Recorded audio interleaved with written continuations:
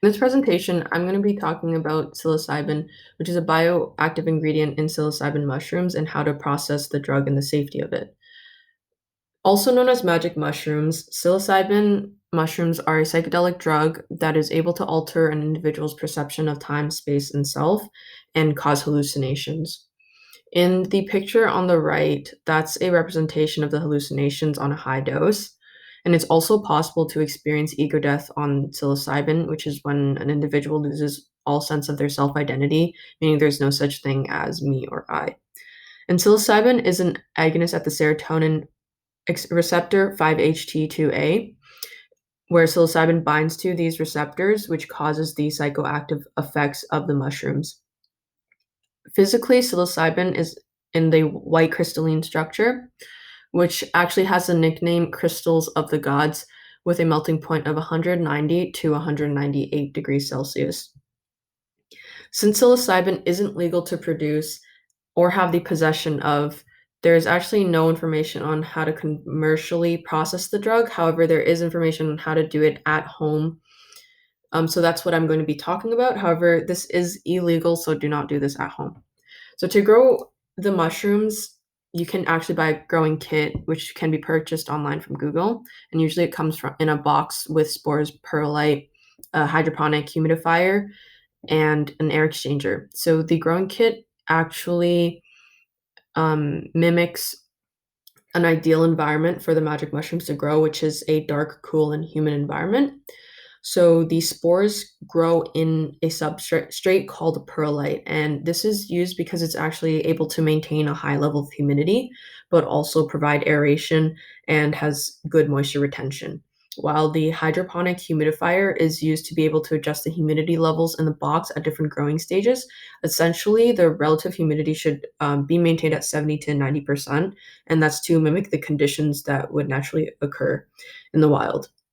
And another important aspect of growing the set of the growing setup is an air exchanger, and this is used to allow ventilation in the box. And the reason for that is because if the box is poorly aerated, then the carbon dioxide that's produced from the growing mushrooms and the moisture from the humidifier will build up, and this will spoil all of the mushrooms. From here, you can actually just eat the mushrooms raw, but typically 1 to 3 grams of dried mushrooms would be consumed for to get the same high as 10 to 30 grams of fresh mushrooms. And almost all the time, people dehydrate it because it's easier for consumption and it has a longer preservation time. So the second step is the dehydration method. The most popular at-home method for dehydration is really basic. Typically, people just put it on under a fan and in a dry and warm room to increase the rate. However, if you want a longer shelf life, then a desiccant is used to remove the excess moisture after fan drying it. So usually silica gel is used, but this is going to be a homemade desiccant, which is also non-toxic. So you would actually use Epsom salt for this, and it's really easy to make. You would place it on a tray, spread out the Epsom salt, and bake it for 250 degrees for 2 hours to remove any moisture. And basically, that's your desiccant. And from there, you would put it in a box for a few days with the mushrooms. That would remove any excess moisture um, from the mushroom. And from there, it can be consumed or stored. So from the graph is from a study in Australia, and basically they considered the harm factors such as crime, injury, economic costs, environmental damage, dependence of the drug, and loss of relationships. And it's evident that the data collected com- from the data collected compared to the legal substances used for medical purposes and or sold in stores such as alcohol, cigarettes, antipsychotics, psilocybin poses significantly less harm, so the risk of actually consuming psilocybin is very low.